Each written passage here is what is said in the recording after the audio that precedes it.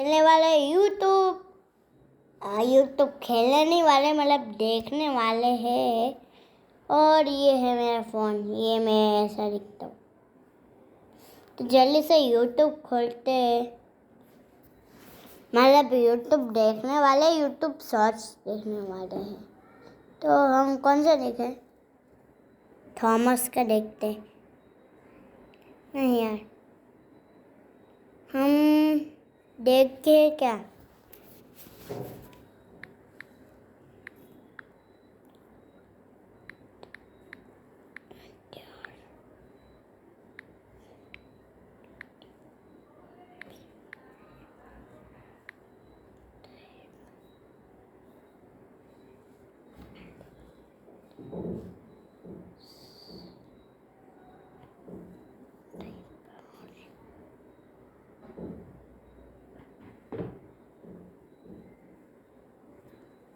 इसलिए वो डर के किचन की ओर भागा। किचन में उसे रसगुल्ले दिखाई दिए। वो डर के मारे सारे रसगुल्ले खाने लगा। चार्ली, क्या तुम थोड़ा धीरे खाना खा सकते हो? Thank you. तो वो सारे रसगुल्ले डर के मारे खाने लगा, लेकिन उसे ये नहीं पता उसने ये रसगुल्ले खा के कितनी बड़ी गलती की। मुझे डर लग रहा है। वेट, तुम्हें यहाँ नहीं डरना है, अभी तो बेस्ट पार्ट भी नहीं आया है। अच्छा, ओके, ठीक है। वो आत्मा उसे ऐसे नहीं जाने देगी। वो आत्मा अपने रसगुल्ले लेके ही रहेगी। वो आत्मा टॉयलेट के बिना धुले हाथों से, वो उन गिलबिले हाथों से अपने हिस्से पत्थर लौटा दो, पत्थर लौटा दो। नॉट गोना लाई भाई, ये एपिसोड सच में बहुत डरावना था। अब भूत की कहानियां सबसे बेस्ट होती है यार, ये कहीं पर भी फिट हो जाती है। तुम किसी पार्टी में बोर हो रहे हो, ओए तुझे एक भूत की कहानी सुनाऊं। तुम किसी की बर्थडे पार्टी में बोर हुए, ओए भूत की कहानी सुनेगा। तुम किसी की फ्यूनरल पे बोर हुए, नहीं फक, वहां तो सच में भूत आ जाएगा। नहीं, इसको स्क्रिप्ट से काट देता हूँ। हाँ, मगर मेरी स्क्रिप्ट कहाँ गई? अरे यहीं पर तो लिखी हुई थी। और ये टेप रिकॉर्डर इधर कहाँ से आया? मुझे इसे प्ले करना चाहिए या नहीं? मेरा मन तो नहीं कर रहा है इसे प्ले करने का, तो मैं नहीं करूंगा इसे प्ले। स्क्रिप्ट के हिसाब से तुम्हें उसे प्ले करना है। नहीं चार्ली, तुम्हें पैसे नहीं मिलेंगे। मगर मेरा नाम तो मैक्स है। बचपन में मैंने बहुत हॉरर स्टोरीज सुनी है। अरे बेटे, फिर ना मैं ऐसे हवा में उड़ने लग गया था। ओ, मुझे डर लग रहा है। दादाजी, आप फिर आपकी झूठी कहानी सुनाने लग गए उसे। पर बेटे, मैं तो उड़ रहा था। चुप रहो, ऐसा कुछ भी नहीं हुआ था, बस 2 एक्स्ट्रा पिलोस पर सो गए थे आप। सो जाओ आप चुपचाप। उड़ रहे थे। बेटे, ये झूठ बोल रही है, मैं सच में उड़ रहा था। अब इन सब चीजों के कारण मैं भी हॉरर स्टोरीज सुनाने लगा। और जब तुम्हारी हॉरर स्टोरी से किसी की फट जाए तो तुम्हें बहुत अच्छा फील होता है। वही पता है, फिर मेरे दादाजी ना ऐसे उड़ने लग गए हवा में। ओ भाई बहन की, तेरे दादाजी तो अलादीन की दरी जैसे यार। दरी जैसे? वेट, क्या? ओ भाई, मुझे तो डर लग रहा है अब। मैक्स, तुमने फिर से अपने दादाजी के बारे में झूठी स्टोरी सुनाना स्टार्ट कर दी। और हाँ, नहीं बेटा, मैक्स के दादाजी अलादीन की दरी नहीं है। अब जिन लोगों को भूत की कहानी पसंद नहीं होती या भूत से रिलेटेड कुछ भी पसंद नहीं होता, उन्हें डराने में और ज्यादा मजा आता है। उन्हें डराने के लिए तुम्हें कोई असली स्टोरी की भी जरूरत नहीं होती। तुम बस थोड़ा सा डरा दो, बाकी का वो खुद से बना लेंगे। ओए, मैंने सुना है यहाँ पे विकास की आत्मा घूमती है। हाँ भाई, मैंने भी सुना है। तू बात मत करे उसके बारे में। पता है, मुझे भी फील हो रहा है यहाँ पर कुछ है ऐसा है। लेकिन विकास है कौन? मैंने तो ऐसे ही बोला था। कहीं यही तो नहीं है भूत? भाई, ये वाले रास्ते से निकल के ना अपन गन्ने का ठंडा जूस पियेंगे। तू आ रहा है ना भाई? पता है, मैं जो भूत की कहानी सुनाता हूँ उससे लोग सच में भी डरते हैं, क्योंकि मैं मेरी कहानी में किसी बुढ़े आदमी को मरवा के रात में 3 बजे भिखारियों जैसा सड़क पर नहीं घुमाता। भाई, कोई डरता भी है तुझसे? अच्छा सुन मेरी बात, ये 100 रुपए पकड़ और ना कुछ खा लेना, और मंदिर से चिरौंजी चुराना बनकर वहाँ के लोगों को लग रहा है भगवान आ गए वहाँ पे। और सुन, गांजा फूकते मत दिख जाइयो। अब जो स्टोरीज मैं सुनाता हूँ उसमें भूतों से रिलेटेड फैक्ट्स बताता हूँ, जो कि मैं रात भर जाग के इंटरनेट से जमा करता हूँ। जैसे कि जो आत्माएं वगैरह रहती है वो अक्सर चीजों के पास से झांकती है। सारी आत्माएं मिलके ऐसे किसी बंदे को कूटने नहीं लग जाती है। नहीं, गलत सोचते हो तुम लोग, ऐसा कुछ भी नहीं होता। बट इनफैक्ट वो चीजें हमसे बहुत कमजोर होती है। और यही सारी इन्फॉर्मेशन कलेक्ट करने के कारण मुझे रात भर बाथरूम रोक के सोना पड़ता है।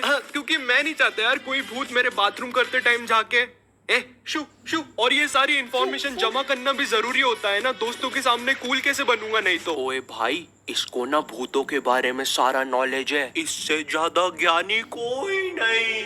तुम लोग को मैं एक प्रो टिप बताता हूँ। जब भी तुम अपनी हॉरर स्टोरी सुनाते हो, तुम्हें एक बात का ध्यान रखना चाहिए। तुम्हारी स्टोरी का भूत एक लड़की हो, उसे मकड़ी की तरह दीवार पे ऐसे चलते आना चाहिए।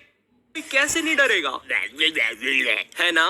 Wait, what? तूने मेरे सामने बोलने की कोशिश कैसे करी साले अनपढ़ भूत? सुन ले मेरी एक बात, यहाँ मुझसे ज्यादा ज्ञानी और कोई नहीं। अब कुछ लोग ऐसे नहीं होते जिन्हें भूत पर यकीन ही नहीं होता, तुम उन्हें कितना ही समझा लो। ऐसे ही मैं एक दिन पोजेशन से रिलेटेड एक वीडियो देख रहा था। जिन लोग को पोजेशन का मतलब नहीं पता, इसका मतलब होता है जब एक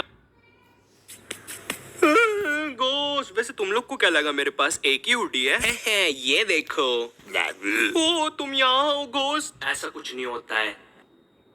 अब हॉरर स्टोरीज पसंद करने के कारण मुझे हॉरर मूवी भी बहुत ज्यादा पसंद है। अब देखो, सबकी पसंद अलग होती है। किसी को एक्शन मूवीज पसंद है, किसी को एडवेंचर मूवीज पसंद है। बट अगर तुम्हें हॉरर मूवीज पसंद है, then you are my best friend, my only best friend. बस मेरे सामने हॉरर मूवीज को कभी बकवास मत बोल देना। नहीं तो तुमको दिखता नहीं है क्या वो भूत बेचारे कितनी मेहनत कर रहे हैं उधर? खैर, ये वाली वीडियो बस मैंने मेरा ओपिनियन देने के लिए बनाई थी, लेकिन अब तुम्हें भी हॉरर मूवीज देखनी होगी। देख लो यार। सो इस वीडियो के लिए बस इतना है। एंड इस वीडियो में मैं बिहाइंड द सीन काइंड कुछ चीज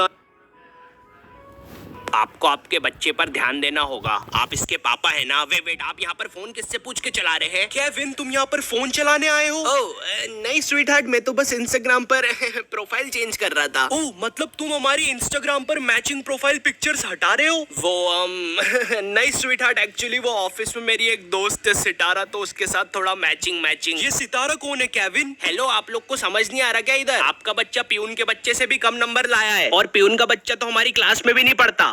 तो प्यून का बच्चा ऐसा क्या करता है? वो तो नहीं पता मुझे, लेकिन जहाँ पर भी पोछा लगा हुआ रहता है वो वहाँ की जमीन चाट लेता है जाके। देखो वो आया। मस्त करा यार इसने। वो तुम कहाँ जा रहे हो? तुम बस घर की जमीन चाटोगे? मुझे ऐसा लगता है इस बच्चे को दिमाग की कोई प्रॉब्लम है। ओ दिमाग की प्रॉब्लम, जब भी इसके नंबर नहीं आते हैं। हाँ, इसकी ट्यूशन लगवा देते हैं फिर। हाँ, जैन मैम के यहाँ डन करते हैं। नहीं, चंद्रेश जी के यहाँ भेजते हैं। अरे आप लोग का दिमाग खराब है क्या? मैंने बोला इसको दिमाग की प्रॉब्लम है, आप लोग कोचिंग की बातें कर रहे हो। वैसे चंद्रेश जी के यहाँ भेज सकते हो, कोचिंग पढ़ाते बड़ा मस्त है। अगर वहाँ पे आपका बच्चा कोचिंग जाएगा तो मैं तो उसको पूरे फुल नंबर दूंगी, मेरी तरफ से थूक लगा के फुल गारंटी। तो मैंने 4th क्लास से कोचिंग जाना स्टार्ट किया था। हाँ, मेरी मम्मी की वजह से। लेकिन इस चीज के पीछे 2 अलग रीजन भी है। पहला रीजन ये कि मैं पढ़ाई में पूरा ढप्पल हूँ, और दूसरा रीजन ये है कि जनक और विवेक भी कोचिंग जा रहे थे, तो मुझे लगा मजा आता होगा वहाँ पर, ऐसे चिल विल होता होगा। तो मैं भी अगले दिन उन दोनों के साथ कोचिंग चला गया। अब कोचिंग के रास्ते में हम लोग कुछ चॉकलेट्स लेने रुक गए थे। मैं हमेशा च्युइंगम ही लेता था, लेकिन उन दोनों ने एक अजीब सी आम की गोली नाम की एक चॉकलेट ली थी। भाई वो चॉकलेट के रैपर पे कुछ भी नहीं लिखा है, कंपनी का नाम तक नहीं है, और तो और आम की स्पेलिंग भी गलत है। ओए ये कौन सी चॉकलेट है? ये चॉकलेट नहीं है, ये तो है आम की गोली।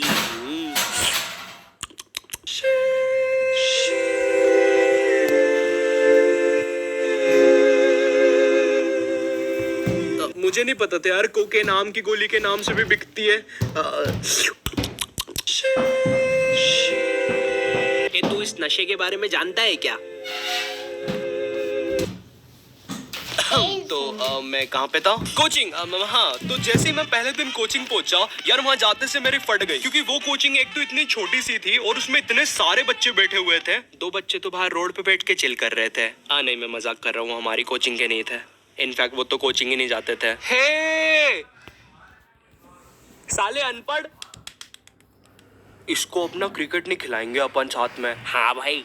तो मेरी कोचिंग 4 से 5 बजे तक लगती थी, बट कोई बच्चा अगर 5 बजे तक अपना काम नहीं कंप्लीट करता था तो उसका टाइम एक्सटेंड हो जाता था। मतलब कि अगर तुम्हें कोई आंसर्स याद नहीं हो रहे तो तुम्हें वहाँ पे रात भर बैठना पड़ेगा। अब मुझे पता है तुम्हारे हरामी दिमाग में एक ही चीज आ रही है कि भाई मैं होता तो वहाँ से भाग जाता। तो नहीं मेरे भाई, कोचिंग के गेट के पास एक बहुत मोटा सा डॉग बैठा रहता था, और 4th क्लास में मेरे पैर कोई हुसैन बोल्ट बराबर तो थे नहीं कि वहाँ से भाग जाता। भाई एक तो इतना मोटा सा था, मैं भागता तो वो भी मेरे पीछे भागता, डबल ट्रबल हो जाता। पर खैर पहला दिन काफी नॉर्मल था मेरे लिए कोचिंग का। मैं 5 बजे घर आ गया था। लेकिन 2 दिन के बाद जनक और विवेक ने कोचिंग छोड़ दी, मगर मेरी मम्मी ने मुझे कोचिंग नहीं छोड़ने दी, और फिर कोचिंग ने भी मुझे कभी 7 बजे के पहले घर नहीं छोड़ा।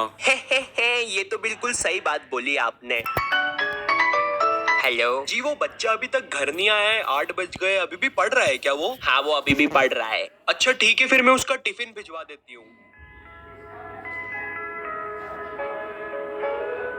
2 बजे तक स्कूल, 4 से 8 बजे तक की कोचिंग और फिर सो जाओ। एक नंबर की झंड जिंदगी।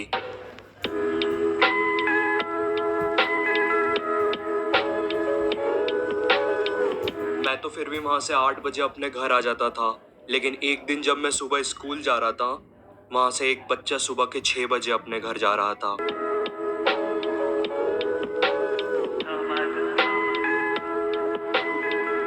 सच बता रहा हूँ, उस कोचिंग ने मेरा जीना हराम कर दिया था। मगर फिर मेरे दिमाग में एक अल्टीमेट आइडिया और मुझे लगा मेरी मम्मी को भी प्राउड होगा, क्योंकि पहली बार बिस्तर के अलावा कहीं और सुसु करी थी मैंने। मगर ऐसा कुछ भी नहीं हुआ, उल्टा मम्मी ने मुझे इतने लाफे लगाए ना। मगर वो सब चीजें कुछ भी नहीं थी, क्योंकि अब मैं जो कोचिंग जाने वाला था ना, ओ बॉय, कुछ खास था उस कोचिंग के बारे में। भाई वो मैम सारे सब्जेक्ट पढ़ाती थी मेरे को, बस 200 रुपए में। है एक बार और बोलूं? हाँ, रुको रुको, मात्र 200 रुपए में। खैर, हमारी कोचिंग में एक खास बात थी। उस कोचिंग में गांधी जयंती और मैम के बर्थडे के टाइम पे एक भयंकर सी पार्टी होती थी। अब मुझे नहीं पता गांधी जयंती और मैम के बर्थडे के बीच में क्या संबंध है, मगर फिर भी हमारी ये भयंकर सी पार्टी देर रात शाम को 5:30 बजे स्टार्ट होती थी। पीने के लिए हमारे पास काफी प्रीमियम ड्रिंक्स रहती थी, जैसे कि रसना और बस रसना।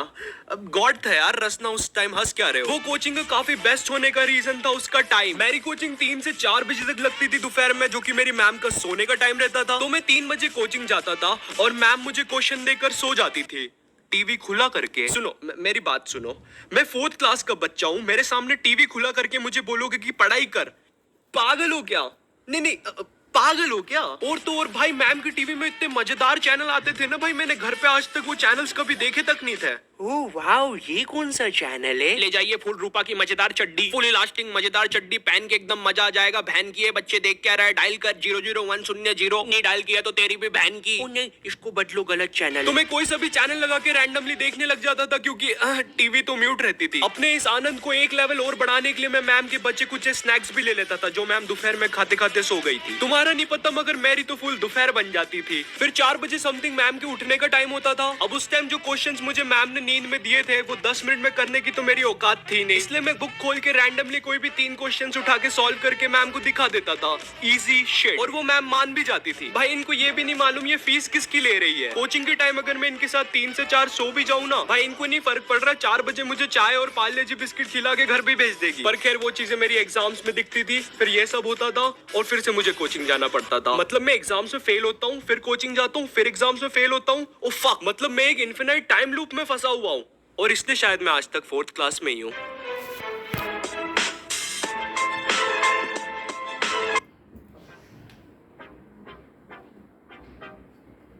हाय, मेरा नाम है मैक्स और मैं हूँ एक टीनेजर। शायद। रुको, जिमी, टीनेजर्स कितने साल के होते हैं? भाई ये देख दही बड़ा। मुझे तेरे दही बड़े में इंटरेस्ट नहीं है, तू एज बता। 13, 14, 15। अरे वैसे तू मेरा उधार कब देगा? 1 मिनट, इसके बीच में तेरा उधार कहाँ से आया? अच्छा जी, उस दिन जब अपन दही कचौड़ी खा रहे थे, तेरी भी तो बंदी बीच में आ गई थी, फिर तूने मेरे से उधार लेके उसको खिलाने लेके गया था। अब बोल। तू रहने दे यार, हमेशा मूड खराब करता है। तो मैं हूँ एक टीनेजर, और आज तक तुम लोग ने सुना होगा एक माँ बनना मुश्किल होता है, एक लड़की बनना मुश्किल होता है, पर तुम्हें पता है टीनेजर बनना कितना मुश्किल होता है? मगर भाई ऐसे लिखा कहाँ पर है? ये मैंने लिखा है, और वो भी अपनी कॉपी के लास्ट पेज पे। और जो भी चीज कॉपी के लास्ट पेज पे लिखी रहती,